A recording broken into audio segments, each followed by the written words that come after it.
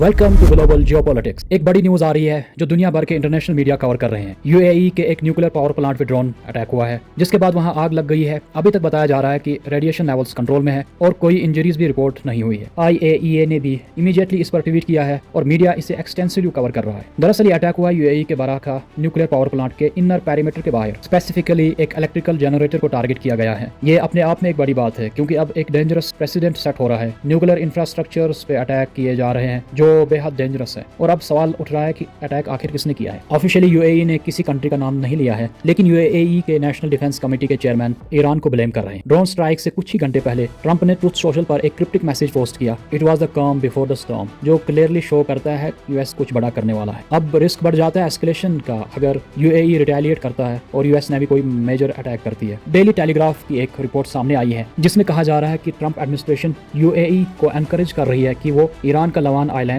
कब्जा लें। Lavan island Iran का स्ट्रेटेजिक ऑयल और गैस हब है और स्ट्रेट ऑफ हार्मोज के काफी करीब भी। ऑलरेडी कुछ दिन पहले रिपोर्ट्स आई थी कि ईरान वॉर के बीच इजरायली प्राइम मिनिस्टर नेतन्याहू ने सीक्रेटली यूएई विजिट किया था। अब बिल्कुल साफ जाहिर हो रहा है कि यूएई यूएस इजराइल के कैंप में खड़ा हो गया है और ईरान भी इस चीज को नोटिस कर रहा है। ईरानियन फॉरेन मिनिस्टर ने ब्रिक्स समिट में यूएई को वार्निंग भी दी है डायरेक्ट वॉर इन्वॉल्वमेंट को लेकर, जहां हम ऑलरेडी देख रहे हैं कि पेट्रोल डीजल के प्राइसेस बढ़ रही हैं, ग्लोबल इकोनॉमीज सफर कर रही है, स्पेशली जापान, साउथ कोरिया और इंडिया जैसी कंट्रीज। और अब अगर कोई न्यूक्लियर एक्सीडेंट होता है तो उसका इंपैक्ट मिडिल ईस्ट तक ही लिमिटेड नहीं रहेगा। देखो, अगर मिडिल ईस्ट में न्यूक्लियर कंटेमिनेशन होती है तो उसका इंपैक्ट साउथ एशिया तक फैल सकता है, क्योंकि विंड्स ईरान से ईस्ट की तरफ चलती है, यानी अफगानिस्तान, पाकिस्तान, सेंट्रल एशिया और इंडिया तक। दिल्ली जैसे शहर में एसिड रेन हो सकती है, लॉकडाउन जैसी सिचुएशन भी हो सकती है, क्योंकि अगर न्यूक्लियर मटेरियल एटमॉस्फेयर में फैल गया तो फिर इंडोर बंद होना पड़ेगा। होप करते हैं कि ऐसा कुछ ना हो, कोई पीस डील सामने निकल कर आए जो काफी मुश्किल लग रही है। दोनों साइड्स ईरान और यूएस रिजिड स्टैंड लिए हुए हैं। ईरान डिमांड कर रहा है कि सैंक्शंस को रिमूव किया जाए, फ्रोजन एसेट्स को रिलीज किया जाए और वॉर डैमेज का कंपनसेशन और स्ट्रेट ऑफ हार्मोज पे ईरान का कंट्रोल रहे। वहीं दूसरी तरफ यूएस डिमांड कर रहा है कि एनरिच्ड यूरेनियम सरेंडर किया जाए, न्यूक्लियर एक्सपेंशन को बिल्कुल स्टॉप किया जाए, मतलब जीरो एनरिचमेंट, और कंपनसेशन देने को भी रेडी नहीं है यूएस। अभी फिलहाल मिडिल ईस्ट में ना तो पीस है ना कोई ओपन वॉर चल रही है,